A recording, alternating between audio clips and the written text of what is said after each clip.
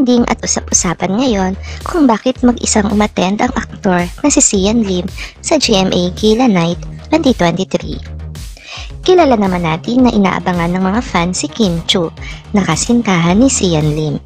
Nakakadismaya sa kanilang mga tagahanga na hindi siya nagpakita sa nasabing event, lalo pat makikita si Kim Chiu sa poster ng mga imbitado.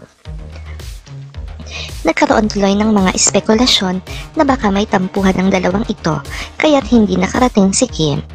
Nakakapagtaka nga dahil present ang ibang kapamilya host tulad ni Vong Navarro, Ann Curtis at Vice Ganda sa naturang okasyon. Isa sa mga sinasabing dahilan ng hindi pagdating ni Kim ay ang rehearsal nito para sa ASAP Natin To, kung saan siya nagpa-practice sa Sabado ng gabi. Baka dahil dito kaya hindi siya nakadalo sa GMA Gala Night.